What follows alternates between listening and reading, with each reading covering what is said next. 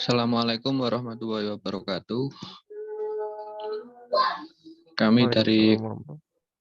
kami dari kelompok 3 yang beranggotakan saya Irfan Maulana dengan NPM 1701010019,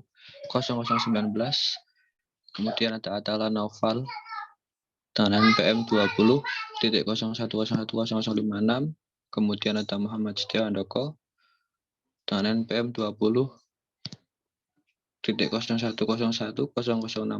kemudian ada Kartika Wulandari dengan NPM 20.01010067, dan yang terakhir ada Mas Fatan Nur Syam Arif dengan NPM 22.0101.0152.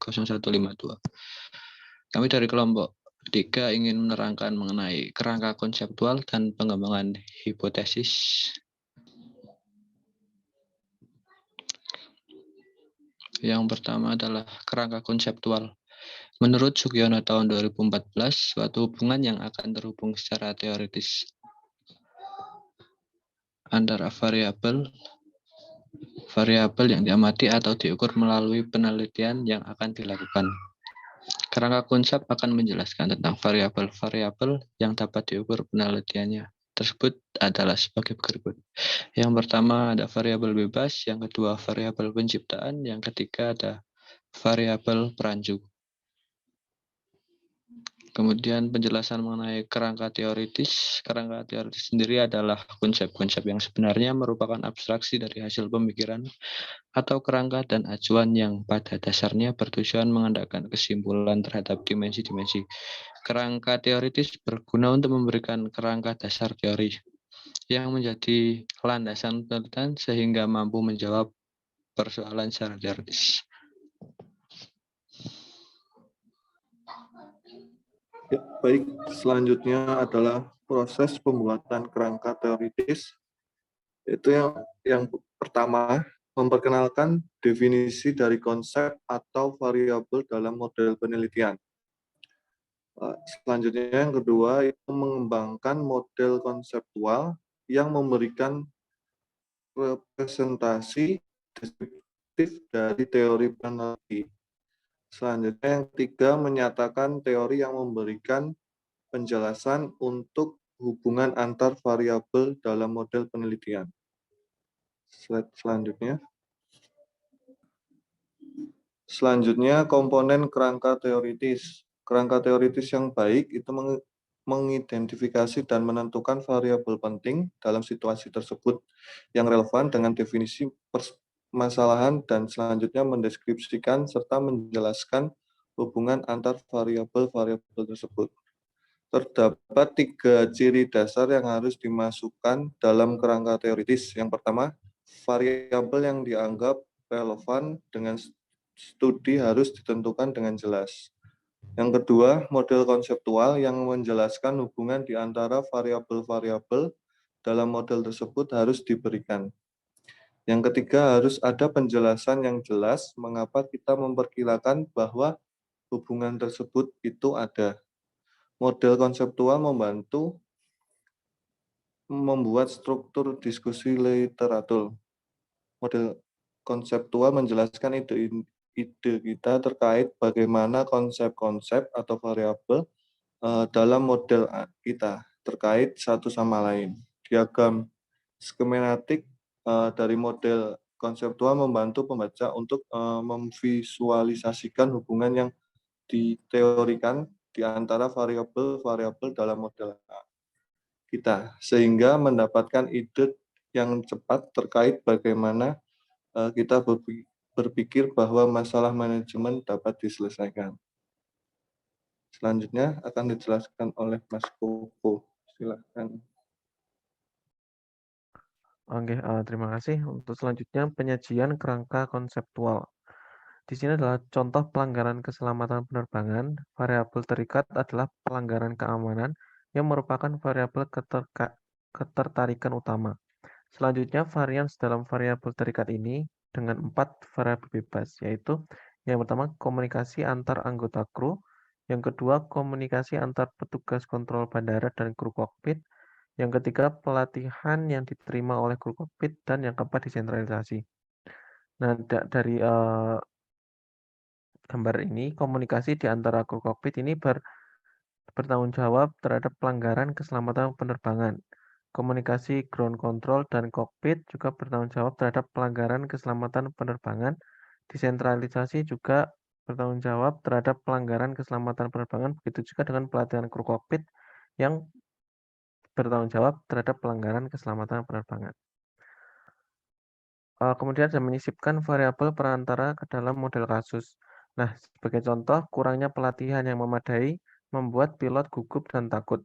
Nah, hal tersebut dapat pada akhirnya menjelaskan mengapa mereka tidak mampu dengan percaya diri menangani situasi di udara ketika banyak pesawat berbagi ruang di angkasa.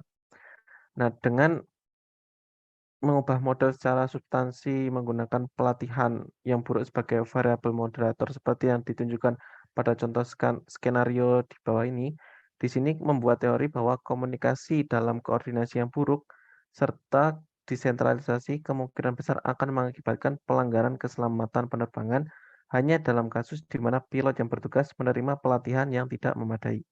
Nah, contoh-contoh tersebut menjelaskan bahwa variabel yang sama bisa saja menjadi variabel bebas, variabel sementara, variabel moderator, atau variabel terkait.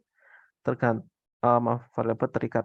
Tergantung bagaimana jika mengkonsepkan model teoritisnya. Selanjutnya akan dijelaskan oleh rekan saya. Baik Mas, izin melanjutkan ya tentang pengembangan dari hipotesis. Jadi hipotesis itu adalah sebuah pernyataan awal ya, antara peneliti mengenai hubungan antar variabel yang merupakan jawaban dari peneliti tentang kemungkinan dari hasil penelitiannya. Jadi di dalam pernyataan ini variabel yang terkandung yaitu ada beberapa. Misalnya tentang variabel yang akan diteliti dan hubungan antara variabel tersebut serta mampu mengarahkan si peneliti untuk menentukan dari desain penelitiannya. Jadi teknik untuk menentukan sampel, pengumpulan, dan metode analisis dari data. Selanjutnya, di sini ada jenis-jenis dari hipotesis, itu ada beberapa. Yang pertama, yaitu hipotesis direksional. Jika dalam hubungan antara dua variabel atau membandingkan dua kelompok, ini digunakan istilah seperti kata positif, negatif, lebih dari, kurang, maka hal tersebut itu disebut dengan hipotesis direksional. Contohnya yaitu semakin berat tekanan yang dialami dalam pekerjaan itu akan semakin rendah juga kepuasan kerja karyawannya. Dan misalnya yang lebih simpel yaitu seperti wanita itu lebih termotivasi dibandingkan para lelaki atau pria. Yang kedua yaitu hipotesis non-direksional. Apa sih yang dimaksud dengan hipotesis ini? Yaitu yang menyatakan hubungan atau perbedaan, tetapi tidak memberikan indikasi mengenai arah dari hubungan atau perbedaan tersebut. Meskipun mungkin diperkirakan bahwa terdapat hubungan yang signifikan antara dua variabel, itu tidak dapat mengatakan apa hubungan tersebut itu positif atau negatif. Bahkan jika kita itu dapat memperkirakan bahwa akan ada dua kelompok pada variabel tertentu, kita tidak dapat mengatakan kelompok mana yang akan lebih dari dan mana yang akan kurang. Sebagai contohnya, yaitu terdapat hubungan antara usia dengan kepuasan kerja karyawan. Terus ada juga terdapat perbedaan antara nilai etika kerja karyawan di Indonesia dan di Malaysia, itu misalnya. Untuk slide selanjutnya akan dijelaskan oleh rekan saya. Baik, terima kasih. Ketika melanjutkan masih pada materi tentang hipotesis, tadi telah dijelaskan terkait jenis-jenis hipotesis. Nah, kali ini kita akan melihat bentuk-bentuk yang sering dipakai di penelitian, terutama jika rekan-rekan sering membaca jurnal penelitian, ini akan sering rekan-rekan lihat, yaitu hipotesis nol dan juga hipotesis alternatif. Nah, apa sih hipotesis nol itu? Hipotesis nol sendiri biasanya dalam jurnal-jurnal penelitian akan disimbolkan dengan H0, di mana hipotesis nol adalah hipotesis yang dibuat untuk ditolak dengan tujuan guna mendukung hipotesis alternatif yang biasanya dilambangkan dengan HA, begitu. Jadi kalau rekan-rekan melihat jurnal penelitian, biasanya di situ akan ada hipotesis nol, biasanya salah satu contohnya pernyataannya misalnya adalah variabel X itu tidak mempengaruhi variabel Y, seperti itu.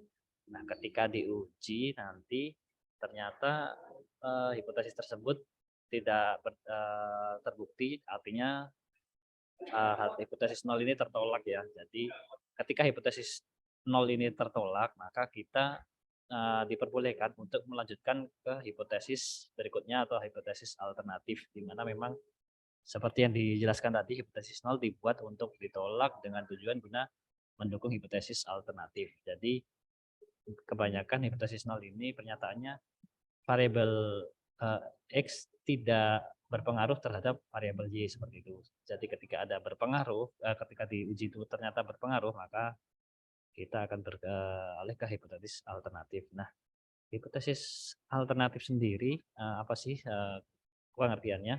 Hipotesis alternatif merupakan kebalikan dari hipotesis nol yang telah kita bahas tadi, adalah pernyataan yang menunjukkan hubungan dua variabel atau menunjukkan perbedaan antar kelompok. Jadi seperti jika teman-teman lihat di jurnal-jurnal, nanti teman-teman lihat ada H1, H2, H3 jika lebih dari 1-2 variabel seperti itu. Di situ akan diuji untuk hipotesisnya. Setelah tadi menguji hipotesis nol ternyata sudah tertolak, seperti itu.